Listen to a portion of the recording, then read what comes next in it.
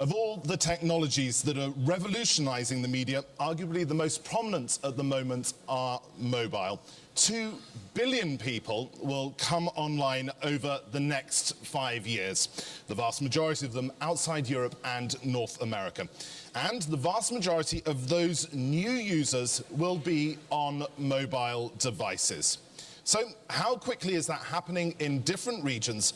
And what will that mean for traditional content providers? Well, to guide us through that, who better than Karim Sabah? Karim's based right here in the Emirates. He heads the global media practice for Booz & Company, who, along with being one of the world's leading management consultancies, are our knowledge partners at the summit. And as many of you will have seen, there's some Booz reports in your bags. Karim. Excellent. Thank you, Chris. Assalamu alaikum. Good morning, Your Excellencies, ladies and gentlemen. Chris has set the bar very, very high. 2 billion online connected users. To put this into perspective, this is equivalent to more than 150 million broadband connected users in our part of the world, the MENA region. So you may say, so what? When you consider that our part of the world holds tremendous equity, which is the youth segment that we have, people who are under the age of 25, and you sort of take a snapshot of what this means 5 to 10 years down the road, and you picture their behavior among this pool of 150 million connected online users, it is tremendous. Let me put some numbers behind that. If you observe the current behavior of teens between the age of 8 and 18 in developed market, and I take a recent report by the Kaiser Family Foundation that was published in Jan 2010. Teens between the age of 8 and 18 spend in total 7 hours and 40 minutes consuming media per day. This is almost the same amount of time that we spend at work. Not my work, that's for sure, but for the normal person, yes. Now, if you account for multitasking, this is in excess of 10 hours a day of consuming media. 10 hours of consuming media and being connected to a digital format in one way or another. Now, what is interesting to our upcoming panel is that, for the time being, 2 of these 10 hours are spent on mobile devices. So the onus today on mobile connectivity, whether it's through mobile phones, whether it's via the fourth screen, via the wireless device in gaming, is going to be tremendous. And therefore, we have dedicated a panel to explore whether this is going to be just another urban legend, or 5 years down the road, this is going to be a reality. And I'm very pleased to be moderating the session. Who will be hosting both sides of our industry. On the one hand, Chairman Mohammed Omran, His Excellency has been spearheading the foremost telecommunication service provider in the MENA region. Today, Etisalat is present in 18 countries, from Afghanistan to the Ivory Coast, down to Nigeria, and in very sophisticated markets such as Saudi Arabia and the United Arab Emirates. So 18 markets, largest market capitalization, and dealing with consumers across different walks of society, different cultures, and certainly will be providing tremendous insights into this discussion. On the other side of the spectrum, Mr. Hans Webster will be joining us in his capacity as President and CEO of Ericsson. Ericsson is the foremost technology provider for the information and communication technology industry, and has had a successful track record both in developed as well as developing market. To start this discussion, Hans has kindly volunteered to sort of give us a warm-up window about his very visual insights on what does it mean for us in terms of mobilizing our industry. So without any further ado, Hans. Thank you. Thank you very much. Thank you. Thank you. Good morning. It's just great to be here, and it's hard to top the first panel because the discussion was actually covering a lot of what I was planning to talk about. But it also shows that we are coming to alignment about what is happening in this industry.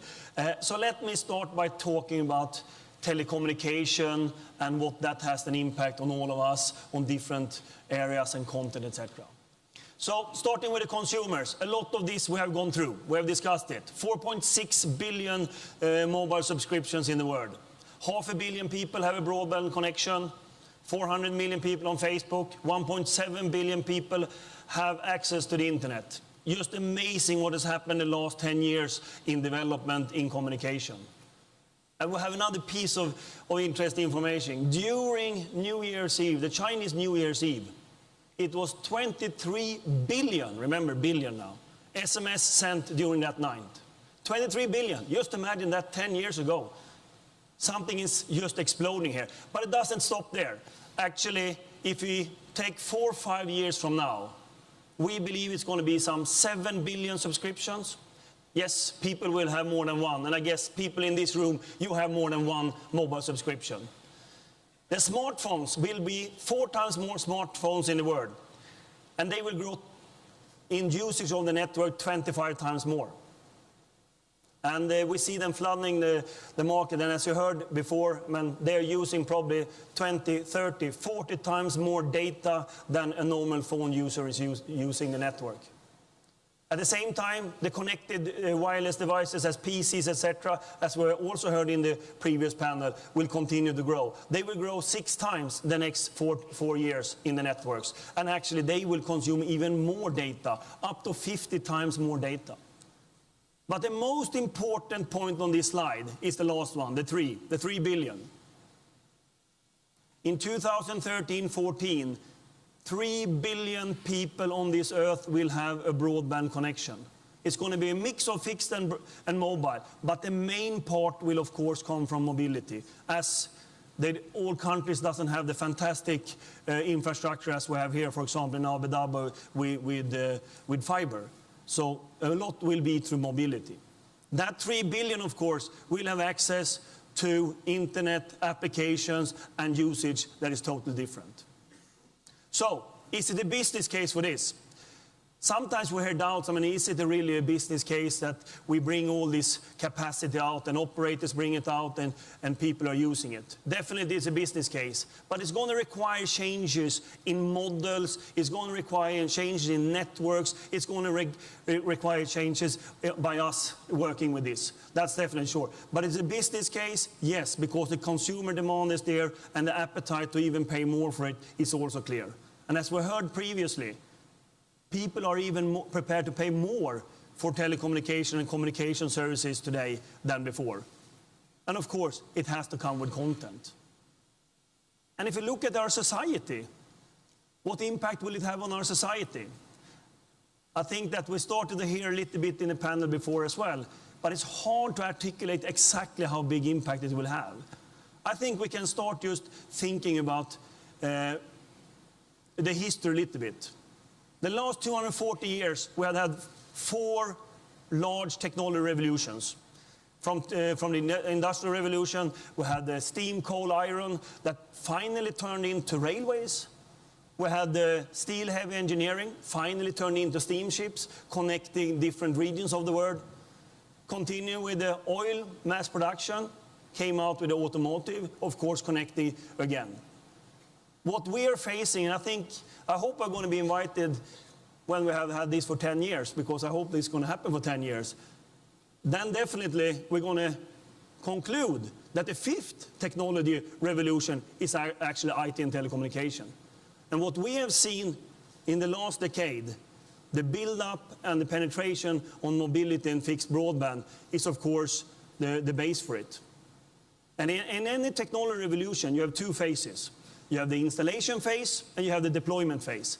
The installation phase, that's what we have seen right now. The deployment phase is the paradigm shift when people start using that technology. And you in this room, you have already started that thought and you have started to work with it. How are you going to use media on that telecommunication? And my view is definitely that that will happen. And the vision that we have, if we abandon thinking about how many subscribers are going to be in the networks, is actually that in 2020, we believe it's going to be 50 billion connected devices in the networks. It's going to be in other industries using telecommunication. It's going to be healthcare. It's going to be utilities. It's going to be transport, logistics, and of course media and content provider using the telecommunication. And it's going to be different devices. We heard the discussion previously here. In numerous different types of devices. Just think about one thing. When electricity came to the street and we sat home, we had the light bulb and we thought that that was the reason why we had electricity. If you think about the home right now, how many appliances is connected to electricity? Everything. If you think about this fantastic gadget, by the way, it's on Ericsson. Fantastic phone. If you think about this one, this is the light bulb. This is the light bulb. This is where it started. But in the paradigm shift that we will see now, it's going to be other devices, other type of connectivities, machine to machine, people to machine, and people to people. But it's not necessarily only going to be mobile phone, but it's going to be enabled by telecommunication and content.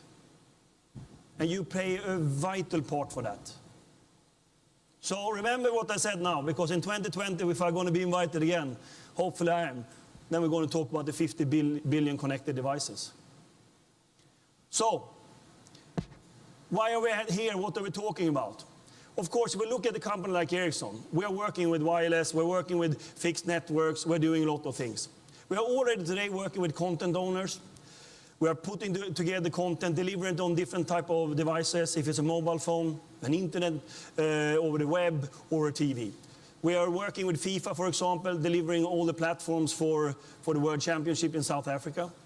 We're working with cable operators with video on demand, and I would say 85% of the video on demand in the world through cable operators go through Ericsson systems, as we own. We bought Tamber Television, so we're in that already. We're working with broadcasters already. We're working with the largest, for example, the largest Swedish private telecom TV company, TV4, running their network. And again, it's about seeing that we can deliver the content to any device at any time. If it's a TV, if it's a mobile, if it's a web, or if it's a PC, it has to be the same. And of course, technology behind has to work. And of course, we work with telecommunication operators. We heard it before. IPTV is another way to work with them to deliver high-definition TV out to the customers. So why are we okay to do that? Why are we part of it? Ericsson is represented in more than 175 countries. We are the leading vendor on wireless equipment. We are running mobile networks and fixed networks with 375 million subscribers. Basically, we are the largest telecom provider in the world, supporting telecom operator. So that's why we feel it's our duty to work with everybody in this industry to see that the 50 billion connected devices actually happens. And finally, if you think about the impact on society on what I said earlier, there are two things that I just want to mention. Number one, it's clearly defined that for every 10% on wireless penetration, you get the 0.6 to 0.88 GDP growth. Early studies on broadband actually gives probably above 1% on sustainable GDP in a country. That's amazing. So the two biggest challenges we have in the world, poverty and climate, we can together address. We can address that by using the content that you have to deliver to different people in different places in order to gain efficiency, to reduce the poverty. And of course, by using telecommunication and communication, we can also reduce the CO2 emission. We can reduce the CO2 emission with our own equipment. That's basically 2%, and we're working with it diligently.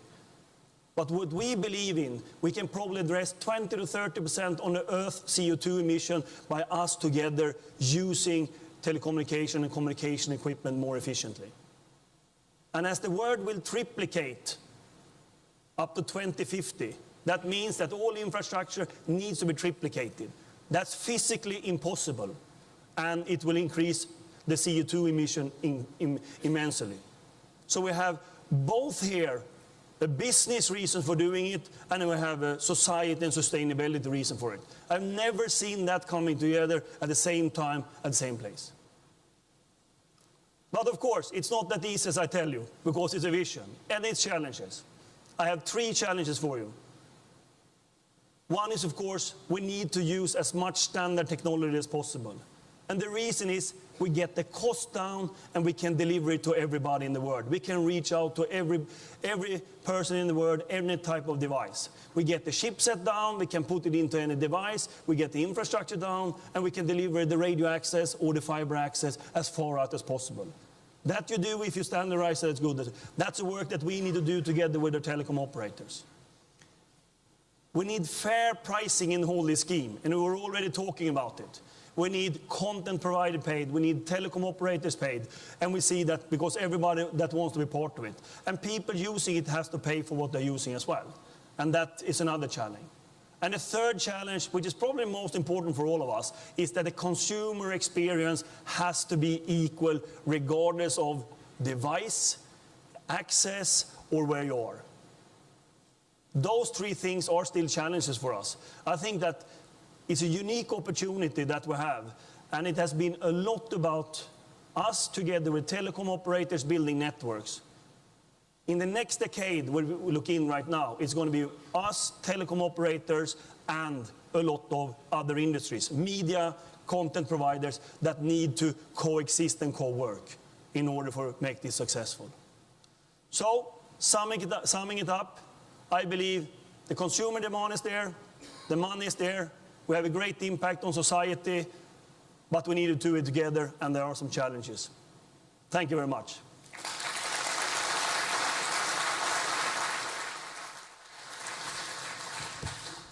Thank you, Hans, for sort of warming up the stand. At this stage, ladies and gentlemen, I would like you to join me in welcoming His Excellency, Mr. Mohammed Omran, to the stage.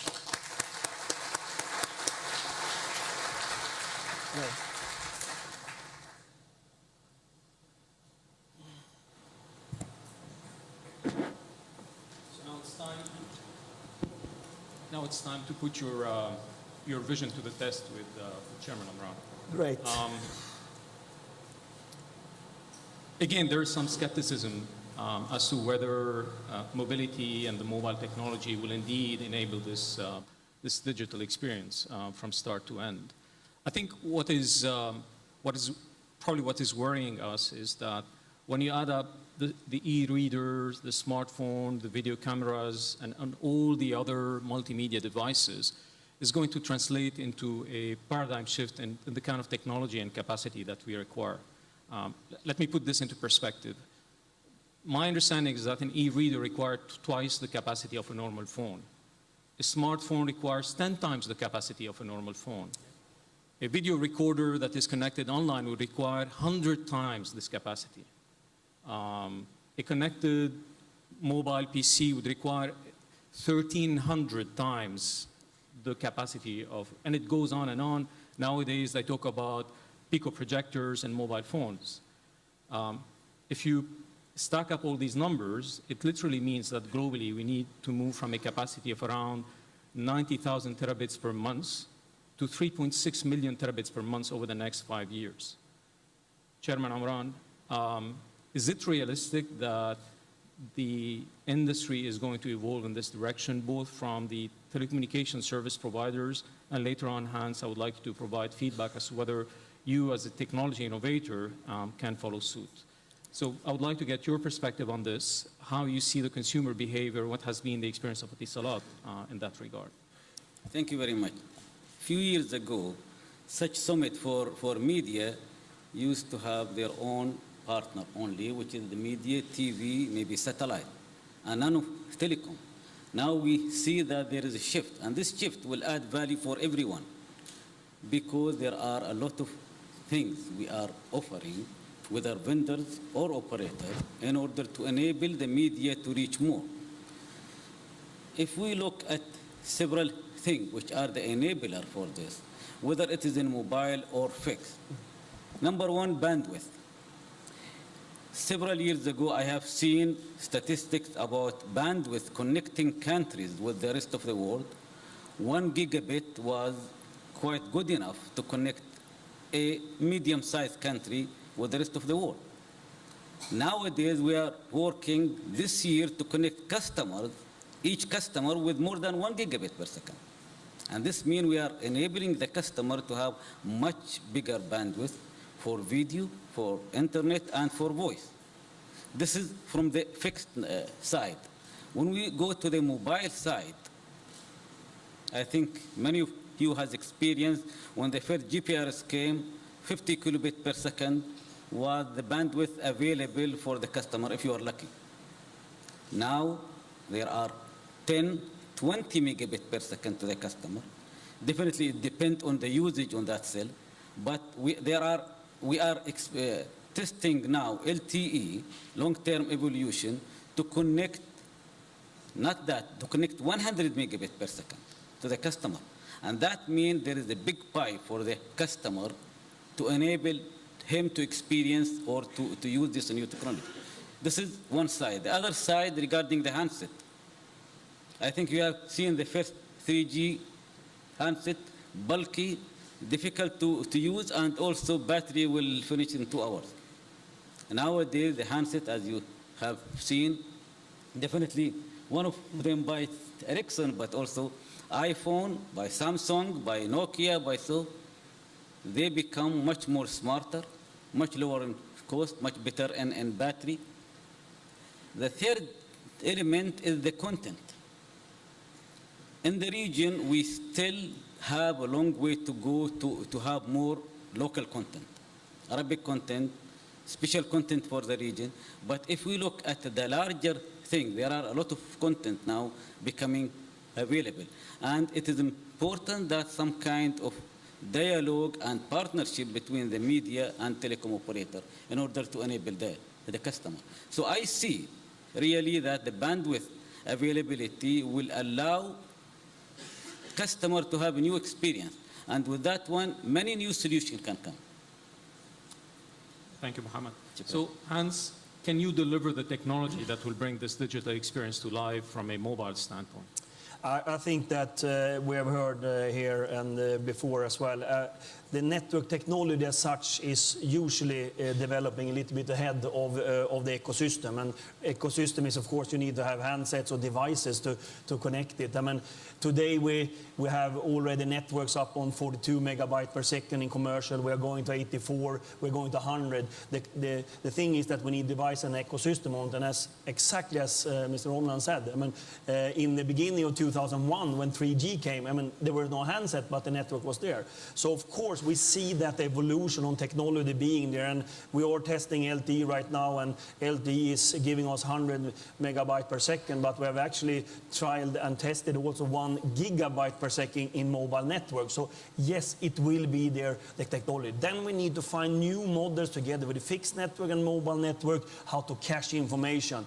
If we need to cache more in the consumer device or more in the network or in the cloud, all that, of course, will enable us to use, to get a network that works well. But always remember, the consumer experience has to be there. I mean, it has to be quick and it has to be fast.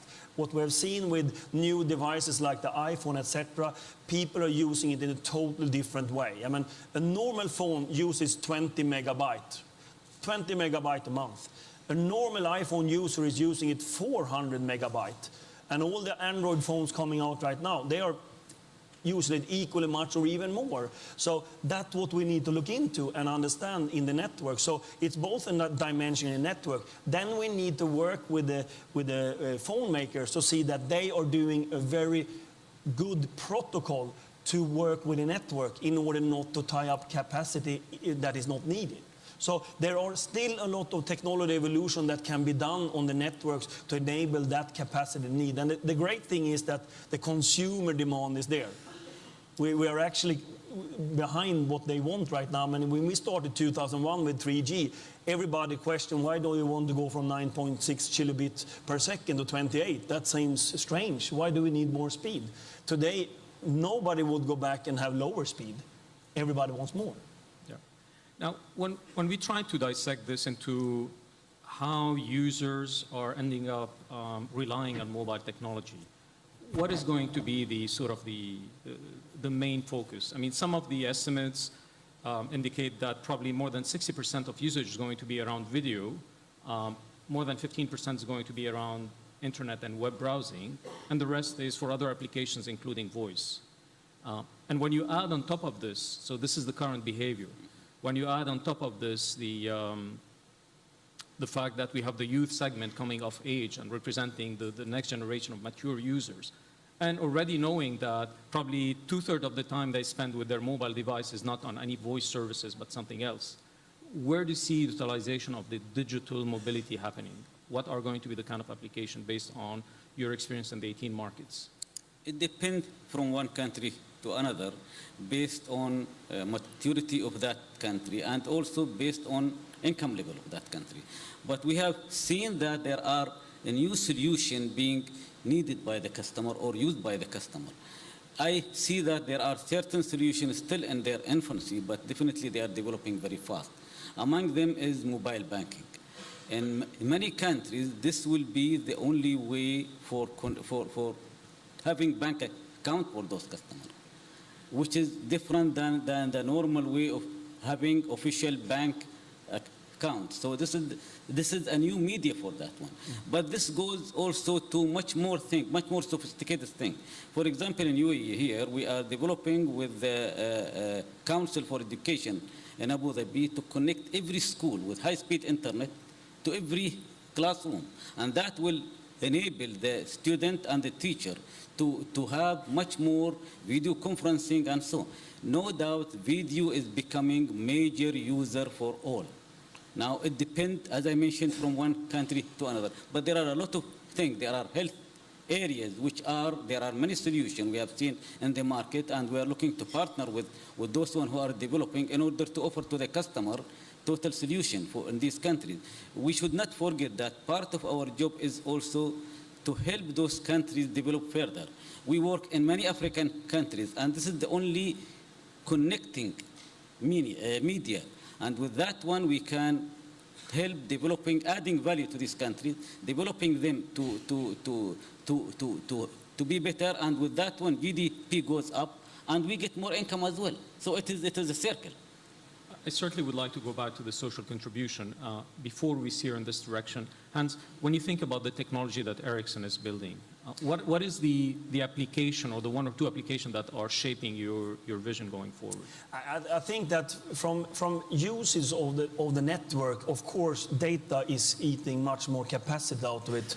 That's no doubt about it. So, of course, much of our research is going into how can we data mine smarter in the network and actually route it smarter, inspect it smarter, see that it actually don't consume as much, because voice is not consuming that much data. It's absolutely true. So that is a lot of the research we're doing, and I'm very hopeful that will happen, and we are progressing all the time, and technology is a lot about research, and we're putting in some 3 billion euro a year in research and development, and actually to see that that's happening. So I'm quite confident that we are developing as the market is developing to get better solutions and see that we can cope with the growth. Excellent. Let's talk a bit about the business model. I mean, Chairman Amran, you talked about mobile banking. I remember a session in Singapore where the head of one of the 3 credit card issuers was probed on what are his 3 biggest challenges going forward, the 3 that keeps him awake at night. And I'm talking about the big 3. And the first one he mentioned was mobility. He said, mobility worries me a lot. So your statement is going to worry him even more. Because if you get into mobile banking, they will start worrying about the revenues. Of course. So how do you see this business model evolving? Because on the one hand, it's a wonderful opportunity for you. On the other hand, it's going to be quite of a anxiety for someone else. Who's going to win and who's going to lose in this equation? I don't think there is loser. There are more winner there. Same like what I mentioned in media, same thing with banking. We will not do the banking. This is not our job. Our job is to connecting those customers with their services. Now, with that one, we cannot or we shall not allow to be only bent pipe to connect the customer to the bank. We have to add value via that one. And with that one, definitely the bank will earn more, because those customers will never be account holder in an ordinary bank. So with that one, they become now customer for that bank, but in a different model. One of the issues which I was thinking about, that when you see, for example, in the music area, which is a little different, but that can give you the story. Music area now, for example, if a physical record are sold in the market and 10 million records sold, that's good business model. But now with the internet, easily you can reach 1 billion customers for that song. Now, if we use the same model of that record and $10 per record, it will not work. But if it is maybe 50 cents per record, then definitely there will be a business model. Same thing with the bank also. If they want to charge the customer maybe $10 to maintain his account, there will be no customer for them. If they will change the model, then definitely there is much more account holder will be. And with that one, we can work together and both can be winner on that example. Winner means that you expect revenues to be generated for you. Of course, definitely. Absolutely. Where does this leave you, Hans, in this equation? I think I come back to the innovation will be by the end consumer quite a lot. I mean, just imagine that maybe 80% of the Earth population will have a mobile phone. I mean, many of us in this room, we started with a fixed phone home, and then we went to a computer, then to a laptop and a phone. The innovation out there is just immense, what they will do with the mobile phone. And they will not probably start calling with it. Just to be clear on that. So, of course, that device and what we can do with that has to trigger new business model. And those business model is a win-win because we are penetrating a new territory, but we need to find business model where we share between content providers, operators, etc. All has to be part of it. And that's why this paradigm shift that I talked about will require another way of working between different industries. It has been fairly easy. Not for a telecom provider, but it's been fairly easy between us to deploy networks to get connectivity so far. But if we want to achieve what we want to achieve right now, using this telecommunication for different type of industry, etc., we need more people to work. We need even governments to understand how important this is for the countries.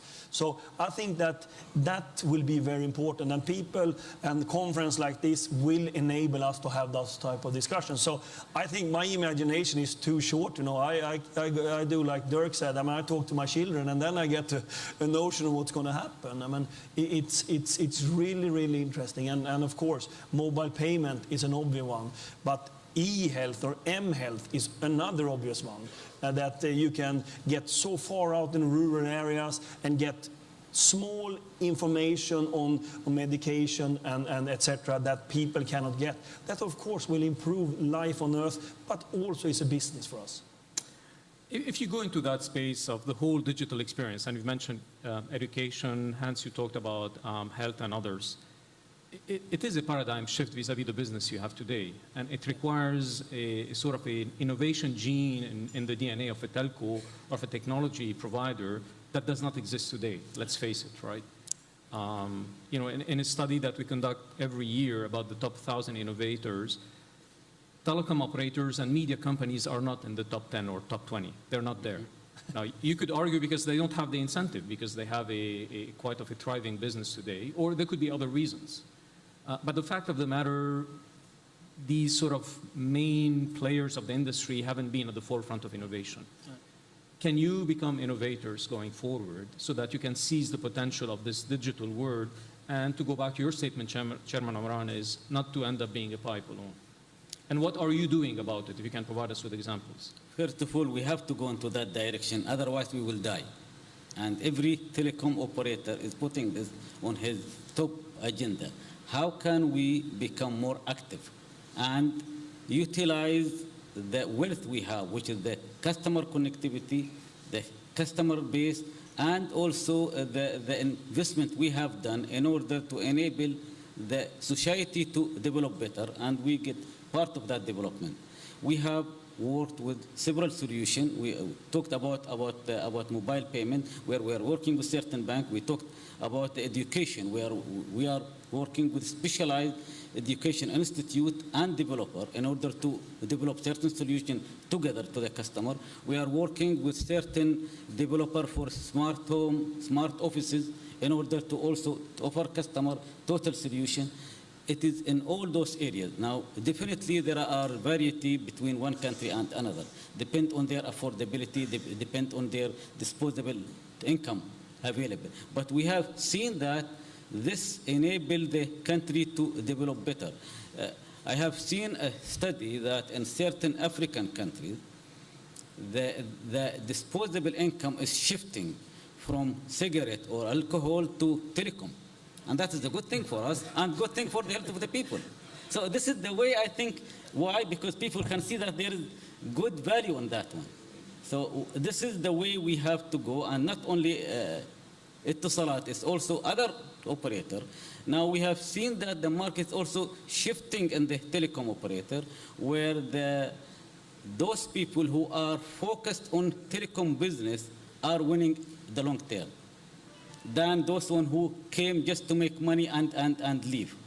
And that will allow us to do much better and to partner with many new solutions together. Excellent. Hans, how are you shifting in your innovation mindset from plain connectivity to something else? Yeah. I think that first of all, it's always a relative decision to say who is innovative or not. I think that if you look on the figures, what the telecom operators have done, I mean, 4.6 billion mobile subscription, 23 billion SMS, I mean, that's innovation for me. But of course, you can do a lot of relative decision on what it is. But I think that for a company like Ericsson, what we are doing, and partly I was sharing that with you, we start working with different industries to share the technology that's out there that can be used to monetize these telecommunication networks that are out there. I mean, we work with media companies already, we work with utility companies, but we see us as a technology provider and service provider to telecom operators mainly. But we also see a big role for us, as we are the few, or maybe the only telecom sort of company being in all countries in the world. I mean, we are in 175 countries. We work with basically all telecom operators in the world. We have an opportunity to be the visionary and talk about what we need to do in this industry. And I think that role is what we're trying to take right now. But of course, still remembering that our customer is sitting next to me here. That's what we really want to prosper with. But we need also everybody, like the media company sitting here, the energy industry, the transport industry, to understand the power of the telecommunication. But again, to be an innovator, you have two possibilities. If you're a leader, you can sit where you are and milk sort of the business model you have. Or you can start following the paradigm shift and try to be there. And the biggest challenge you have is, when do you do the shift? And I think that many of us sitting thinking, should I stay here or should I move? For me, it's clear, I have to move. I have to move up here, and I have to do a paradigm shift with Ericsson. We're still going to be a technology leader, but we need to work in a different way to actually cope with this. Excellent. A lot of the things that we do, whether from the service standpoint, technology standpoint, on the outside comes across as being gold-plated. So we're sort of developing the best of the best. But the challenge, the fact of the matter is, for both your institutions, is you're operating with high-worth markets. Let's take the UAE as an example. And then you end up working with more challenged markets socially and economically, such as in Africa or part of Asia. Can you truly be successful in sort of having a business model that caters for both, thinking about this digital leap? Or are we going to say, no, the digital leap is going to happen in the more mature markets, and the sort of the more challenged market will be left behind? They will be simply plain old voice markets. I don't think they will be left behind. There will be some gap, yes, but not totally behind. Why? We understand and we know that the income level in those countries are much smaller. So they are poor. The average revenue per user will go down, or is down. Maybe $4, $3 sometimes. But when we look at it from different angle, with the expanded customer base, then the average cost become lower. Definitely, the vendors, we have been squeezing all the vendors, Ericsson among them, definitely, but also the others, to reduce cost. And definitely, we have seen in the past 3-4 years that cost has gone down in a good way. Still, there are ways to go down, but now it is in a good way. But in the meantime, also the customer base. I remember 3 years ago, or less than 3 years ago, it was before May 2007, when we won the license in Egypt, analysts, journalists, everyone said that there is no more market in Egypt, because Egypt is low-income country, and 25 lines per 100 inhabitants is adequate for that country. I told them, no, I think within 3 years, the market can develop to 50 lines per 100 inhabitants. Today, it is around 70. And 3 years not yet ended. So you can see how customer behavior and how customer acquisition change the equation. Now, other than this, there are a lot of new areas for making revenue, even if it is smaller, like, for example, advertisement. Advertisement will be seen as one part of revenue for telecom operators to support such thing. There are studies that more than $1 billion within 3 years will come for telecom, and that can be used as well there. When we add all those elements, there is good business. There is good business model, but there are areas where we are working with the regulator in order to enhance that. For example, in some African countries, we are lobbying with the regulator that in the rural areas, charges for licensing for microwave links or for digging cable or for using frequency should go down, because that will enable connectivity to those rural areas. From the other angle also, operator, as I mentioned earlier, that the real operator are also now collaborating together in order to share resources. And with that one, cost will go down. So these are the models we are working with. We are working with different operators in Africa, so we can share resources and everyone win out of it.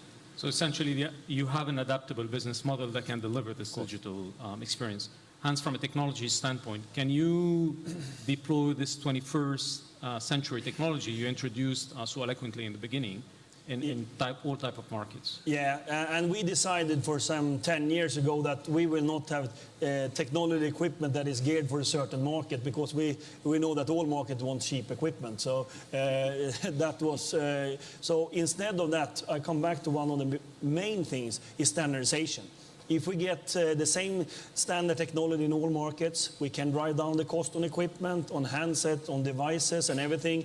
If we get all countries using the same frequencies, of course, we're going to get down the cost and efficiency. So, of course, part of what I see is that, yes, we can do that, but we need, again, think about if we use standard technologies, we're going to bring down the cost with the Moore's law all the time, and then we can deliver handsets that nobody believed ever would happen, that we would find handsets below $30. I mean, we find that today. I mean, we're going to find smartphones below $100 soon.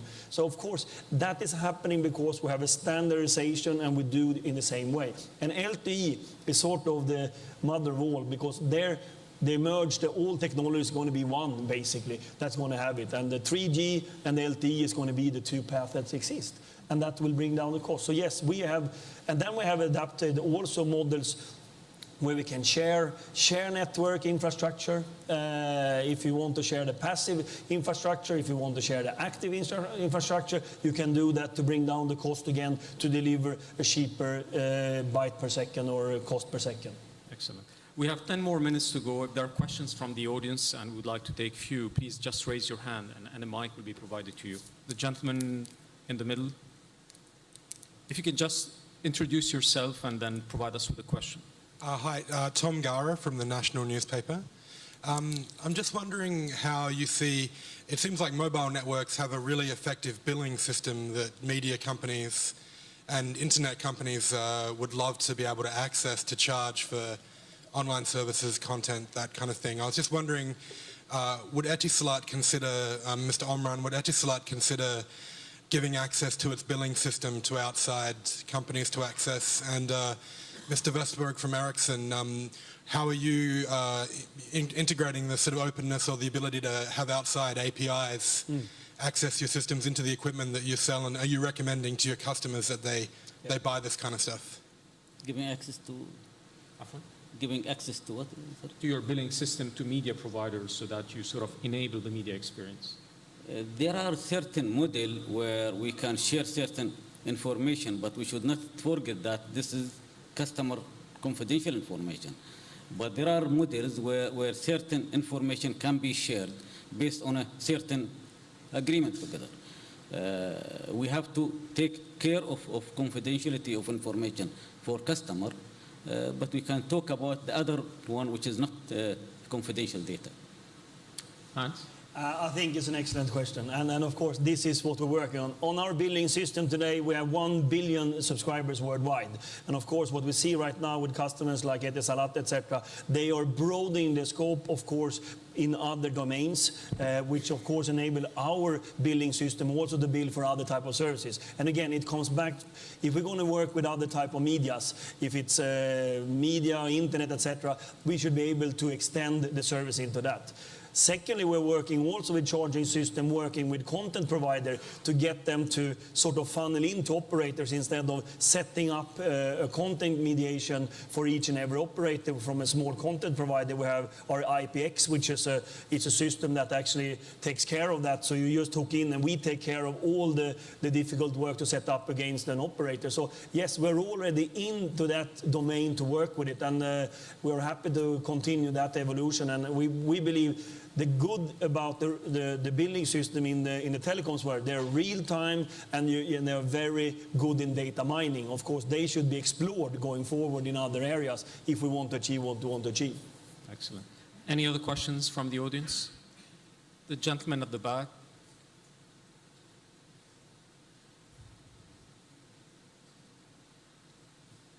Thank you. My name is Ziad Batal. I'm a content provider, if I can call it that.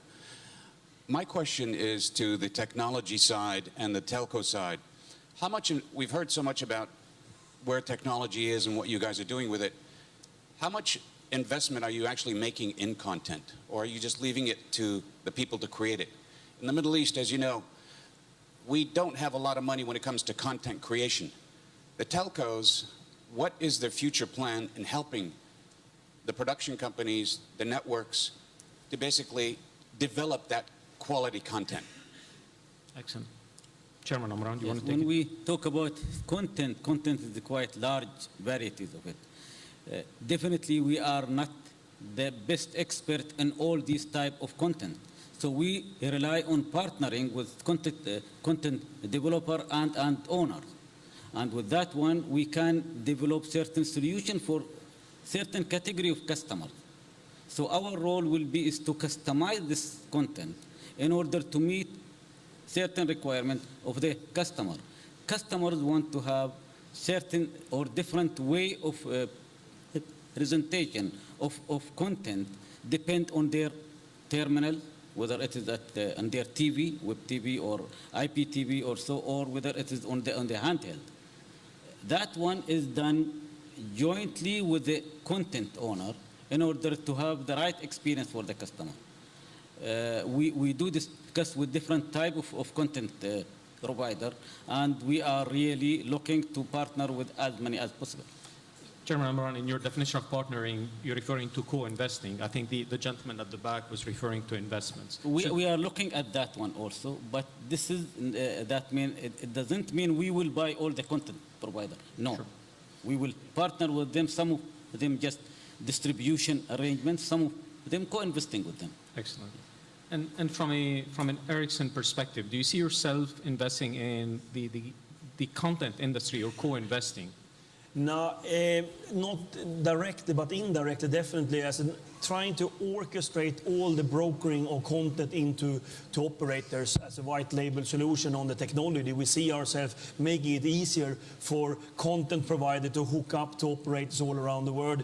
We have an e-store that we have recently launched where basically different content provider can come in. We makes all the interfaces with the operators, and we also see that the charging and everything is done. So that's how we want to enable numerous small content providers to get access to the telecom world. So that's how we see it. Excellent. Any other questions? The gentleman in the middle.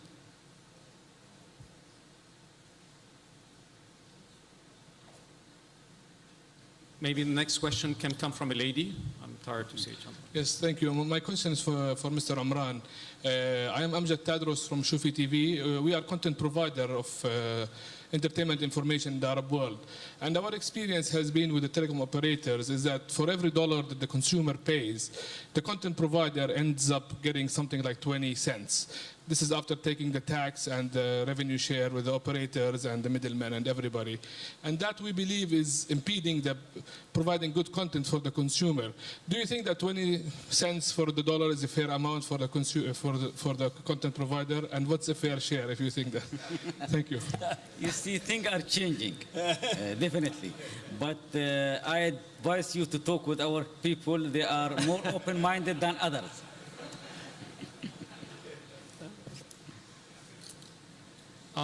Look, I think the question is how the equation is going to work going forward. If I may add a comment here so that we don't commit you contractually to anything, is we're only at the start gate of this digital, the business model. The business models of the past, the playbooks of the past, as I said it yesterday in the opening session of this summit, are going to be of no use. So this is probably the starting point of it, and it may evolve in the future. Frankly, my biggest question is, are we too old to understand how this thing is going to look like 5 to 10 years down the road? I think that's my biggest worry. But I mentioned that we have to change, otherwise we'll become Absolutely. much older. So definitely.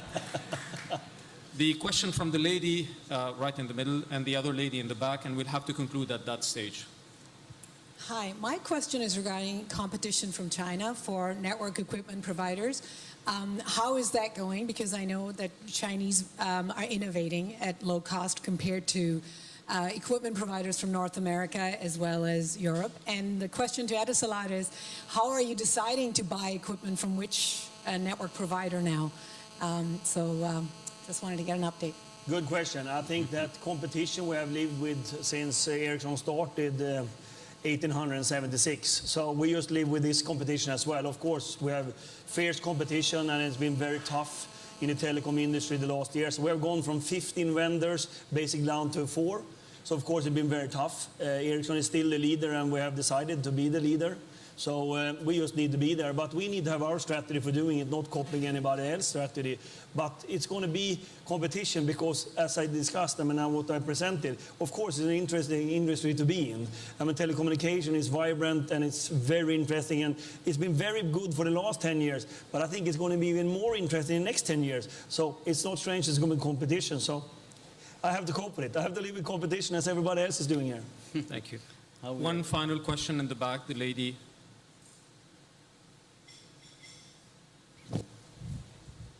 Thank you.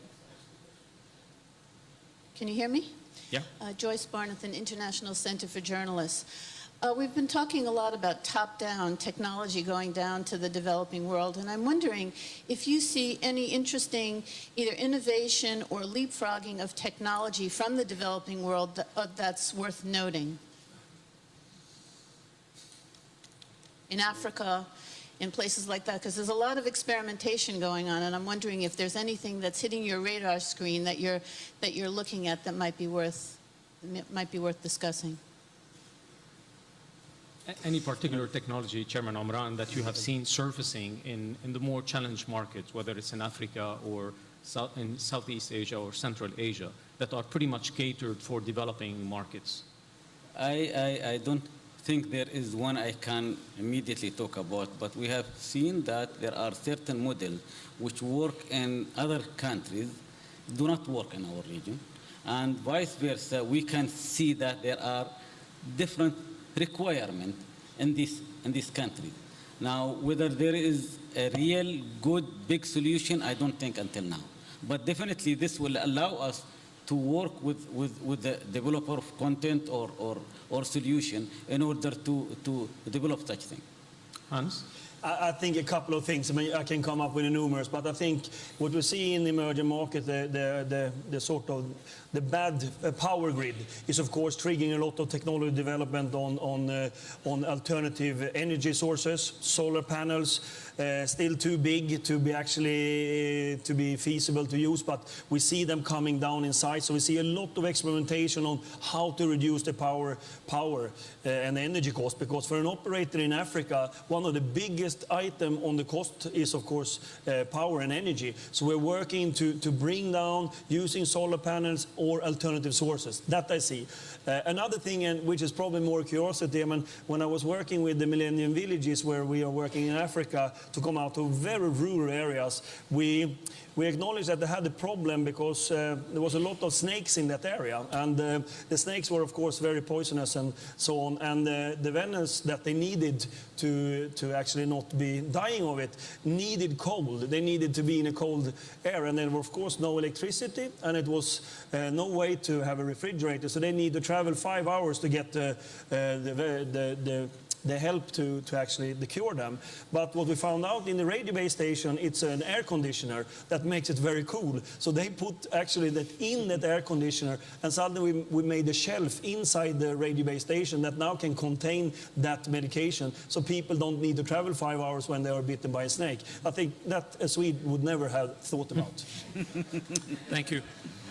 At this stage, ladies and gentlemen, we'll be concluding this panel. We started by stating that there will be 2 billion connected online users in 2015. More than 150 million of these would be in the MENA region. I started with my question, which is whether this is going to be just another urban legend, whether it will be reality. And I'm very much reassured, both hearing from the communication service providers, I'm not going to refer to Etisalat as a telco anymore, I'm hearing you, Chairman Amran, and from the technology providers across the entire information and communication technology value chain, that this is going to be a reality. I guess what you're also taking away is that the business model for this is still work in progress. But what is reassuring is that these business models are surfacing in an adaptable manner for the developed and the developing markets, and therefore there won't be a community who would be left behind. And last but not least, I don't feel that old anymore, and now that I hear all of this from you. So thank you very much. Thank you, Chairman Amran and Hans, for these wonderful insights, and thank you, the audience, for your participation.